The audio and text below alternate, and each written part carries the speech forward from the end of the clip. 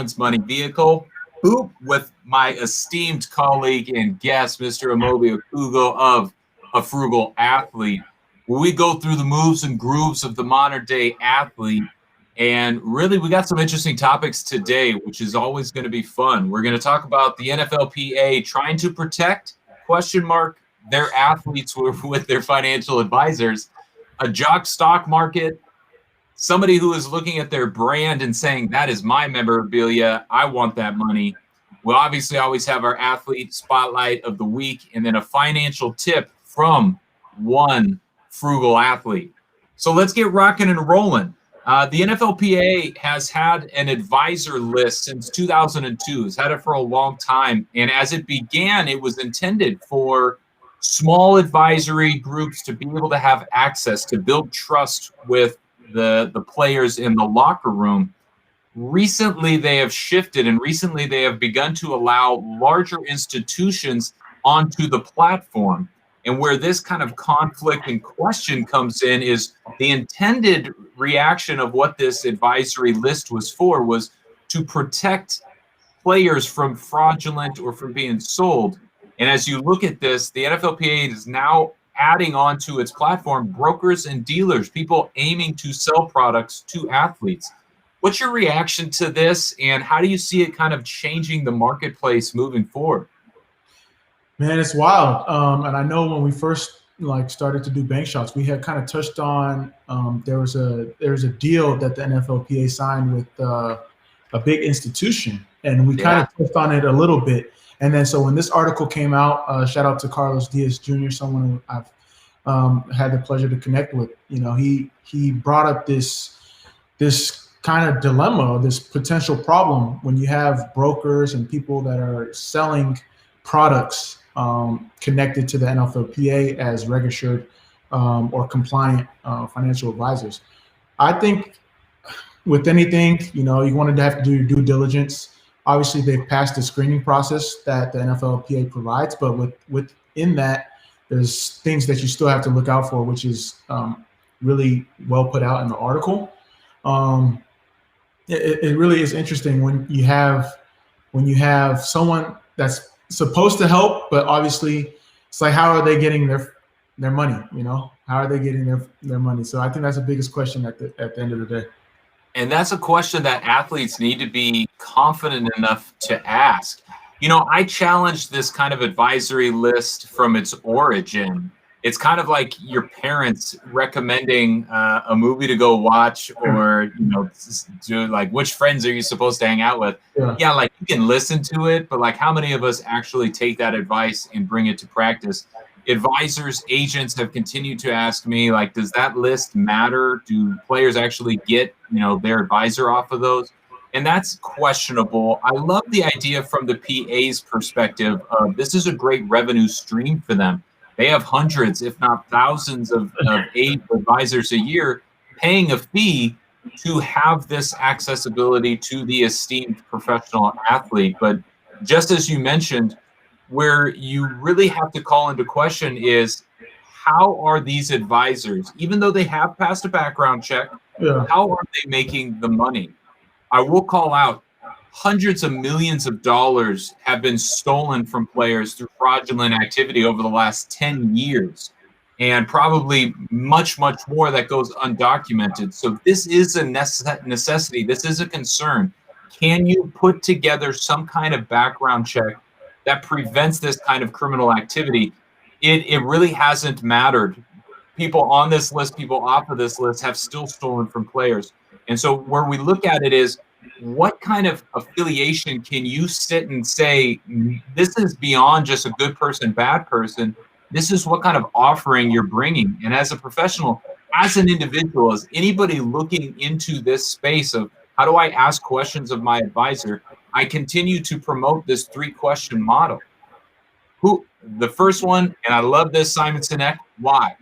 Why are you or are you not a fiduciary? That fiduciary puts up that veil between you and the market, between you and that advisor, and says, hey, I have an ounce of protection, saying that they are not going to profit off of anything that they advise me. The second one would be, how do you get paid? That's an excellent point that you brought up. As we enter into a relationship, a partnership, I want to know how you're going to make money off of this. I'm okay with you making money, but you got to be clear. And then that third one is, what exactly do you do? So I look at this and I look at these big institutions, these global brokers and dealers, the Goldman Sachs, they have the name brand, and very similar to a player coming out of college saying, well, I have an agent. It's pretty cool to be a rookie and say, oh, actually, my advisor is Goldman Sachs. It's like, that has some sex appeal to it. But we have to challenge it and ask ourselves, well, what exactly does this protect, or does it have any value? And if it doesn't, what criteria can we put into place to where we know people starting to handle this money is going to come into effect?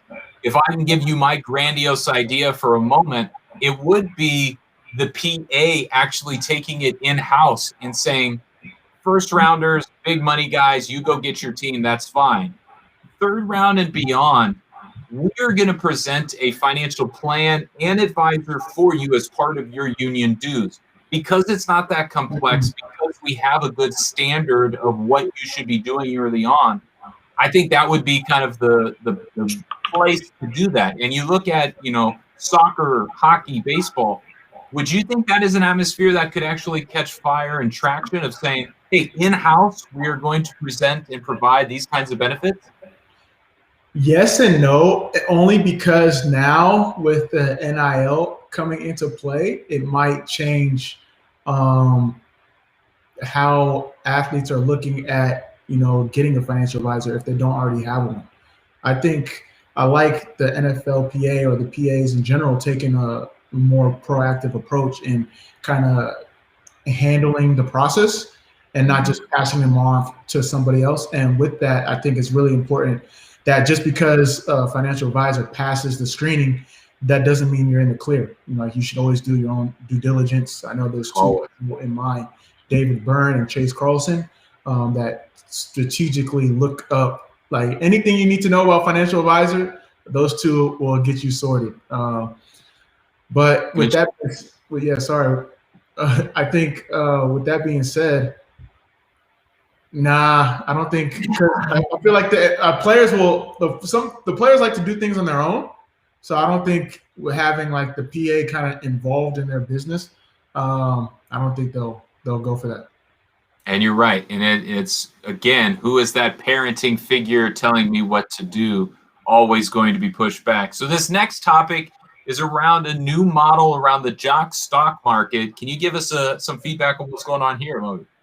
Yeah, so we talked about Will Ventures a couple weeks back. Isaiah, can't pronounce his last name, so I do not want to butcher it. But a former football player, fund manager now, he's invested in this jock stock app where it invests in players. So with what we've been talking about, if you talk about some of the new trends in sports business, one being fantasy, esports, daily gaming, sports betting, this new startup, it kind of combines all of these platforms, and Will Ventures has invested in it. So I think it's really interesting to be able to almost treat athletes as stock and bet accordingly. I don't want to say bet, invest accordingly into which players you think.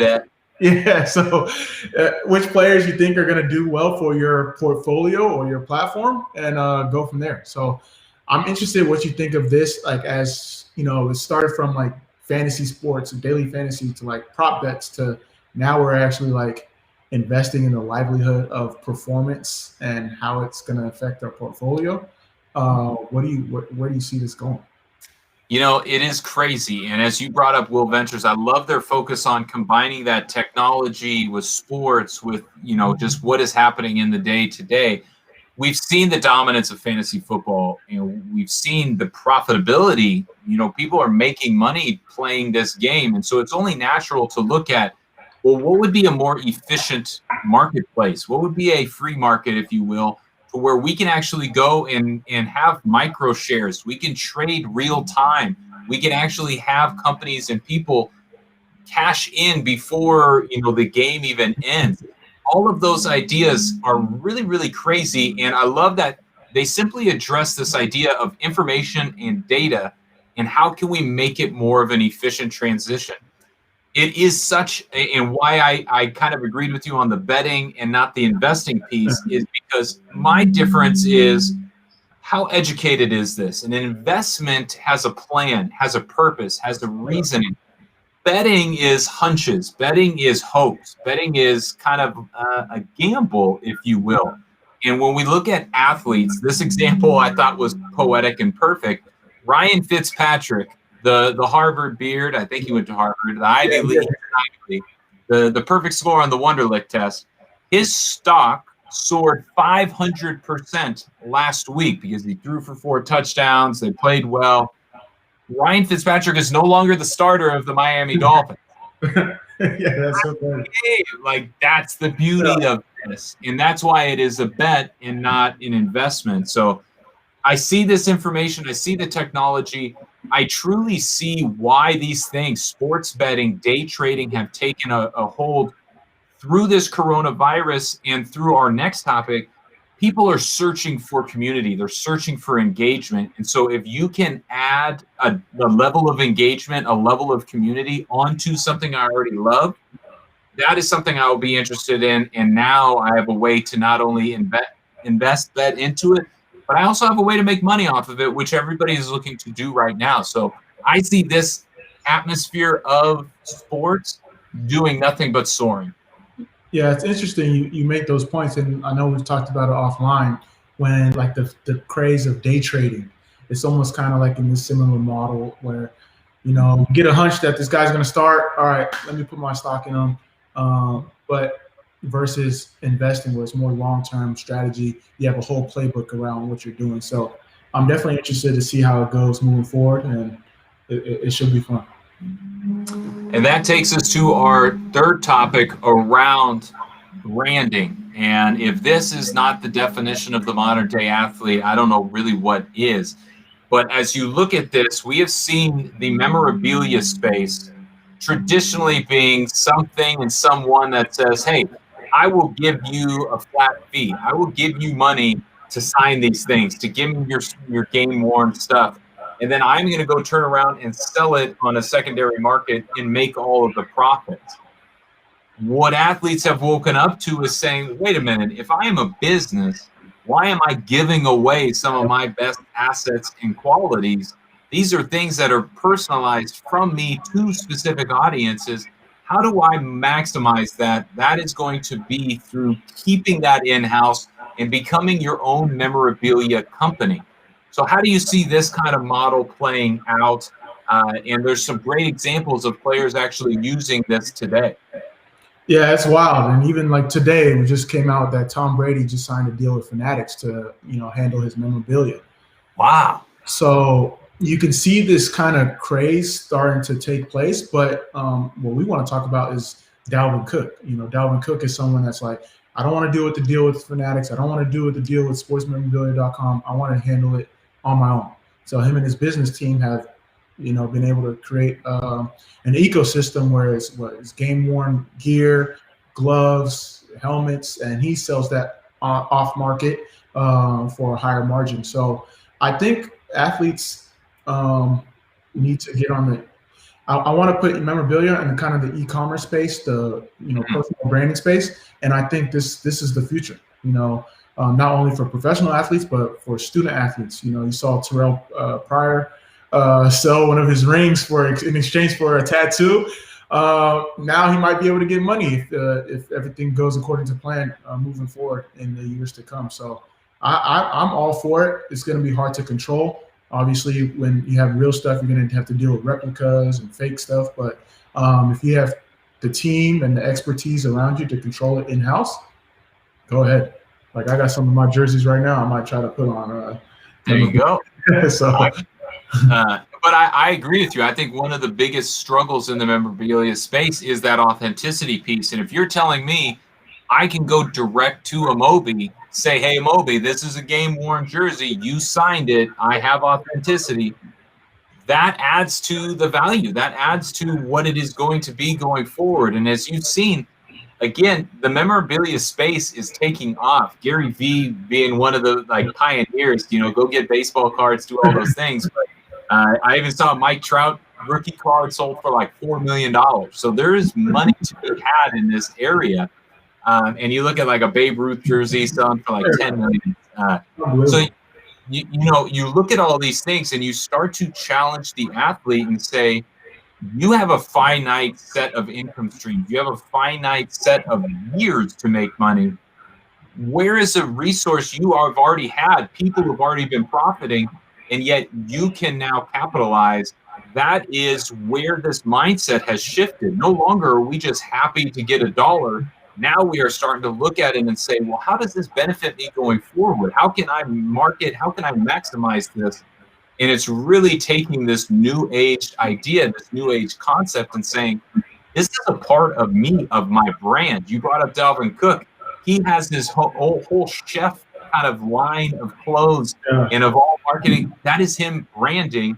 And now he is able to sell that in association with who he is on the field. I think it's really neat. The last part I wanted to touch on was that NFL does have a marketplace to sell it. You brought up Fanatics. There are avenues out there that you can do this. What is really neat is the NFL sells these in a marketplace and it goes towards charity. Dalvin Cooks and the other athletes have taken note of that and said, hey, some of our profits off of our memorabilia, are also going to go to charity. Speaking again for this bigger picture, this bigger mindset, as well as having a philanthropic arm. Do you think that model of seeing the kind of philanthropic perspective of these new avenue streams is going to kind of allow fans to invest in it even more? Oh, yes, for sure. I think as you see over the past couple of years, people using their platforms for social good, impact investing, and that like community engagement that you speak of. I feel like it's like the Tom's model. For every pair of shoes, another pair of shoes goes to somebody in need, and people really get behind that. And sports is the biggest unifier. So if you can use sports, not only the competition, but sports memorabilia, sports entity, sports merch to build that, people will definitely have more inclination to not only support but engage as well. I love it. And that's going to bring us to our athlete spotlight of the week. This week is WNBA All-Star Liz Cambridge.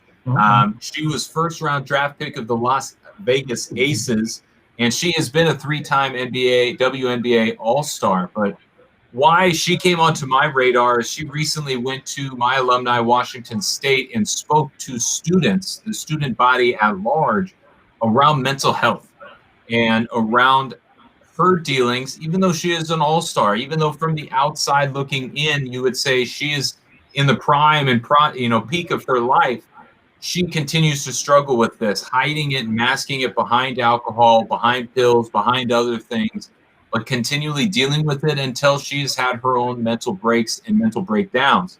And so what I love about this, why she is the athlete of the week, is not only is she out there and putting this story out to allow more young people to identify the cause and the problem, but she has turned it into a business. She has turned this message into a way to go out and promote and share not only a good, positive thing, but also a profitable side income.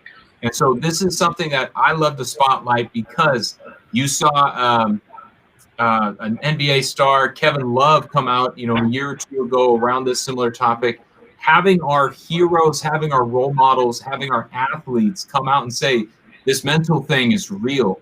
Right now, through the 7 months of the coronavirus, social distancing, mental health has become an immediate concern for everyone. And so it was just really neat. I wanted to spotlight Liz of Las Vegas Aces for really stepping out and being a social leader and for spreading a social message.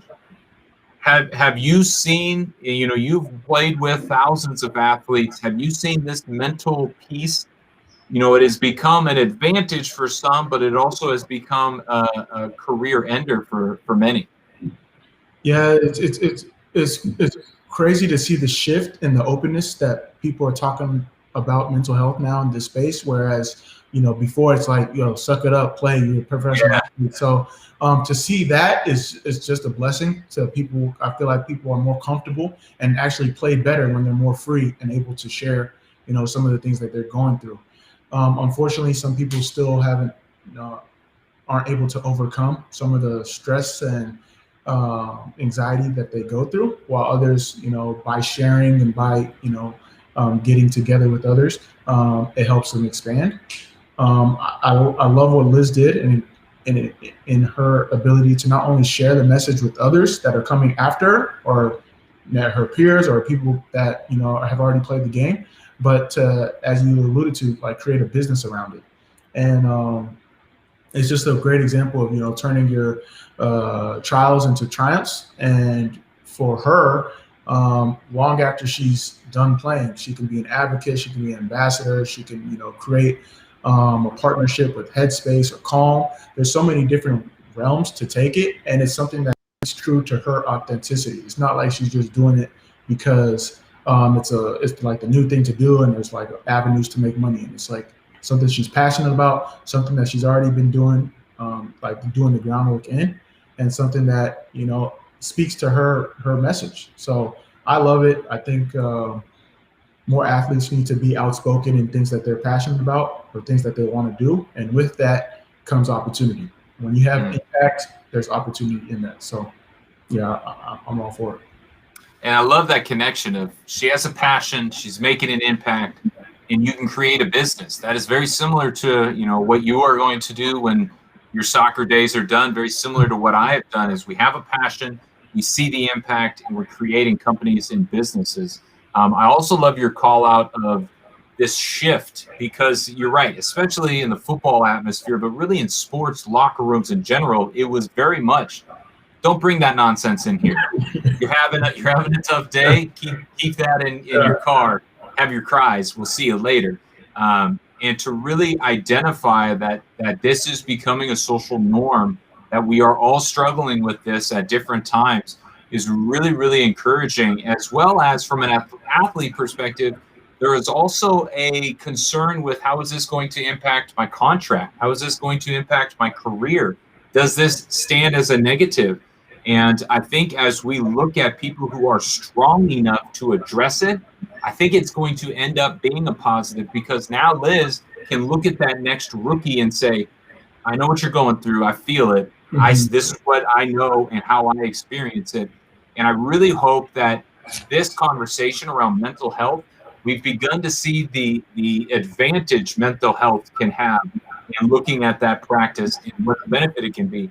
But I also want to look at off the field, the opioid epidemic, the idea of getting addicted to drugs. A lot of that is masking a mental lapse. A lot of that is just searching out a way. And so if we can have that conversation, I think we can head off and actually start to reduce some of this addiction as players, athletes transition, as people deal with struggles. If you are hiding behind a substance, it oftentimes comes back to an unfamiliarity or an uncomfortability with who you are. So this conversation is just beginning, and really we have seen those apps and Headspace and Calm and things like that starting to flourish, because it is a conversation that is long overdue. No, you're right. You're right. So, brother, let's hit them with a little nugget. You are always looking at how to change, how to educate. Give us what you got for this week around our financial tip. Yeah, so this is for all the people that were procrastinating and did the taxes late or filed an extension. So tax credit or tax deduction. Tax credit reduces the amount of tax on an individual, or that an individual is liable for, while a tax deduction reduces the taxable income by the amount of the deduction. So as you can see, there's a big difference, as we talked about, I think last week or 2 weeks ago, with the changes in taxes. Athletes, we don't have as many tax deductions as before, but we're able to we have more credits if we put ourselves as businesses. Before, don't sue me or Jed, Good call. Make sure you go with your financial expert before you say, "Oh, Moby said this, or Jet said that." But just wanted to highlight the difference between a tax credit and a tax deduction. And it is such a valuable lesson. I teach a lot, obviously, around financial literacy, and that misunderstanding of even what a tax deduction is. A lot of people think and mistake it as a tax credit, like, hey, I owe $2,000, but I get a deduction, and so now that $2,000 is going to be wiped.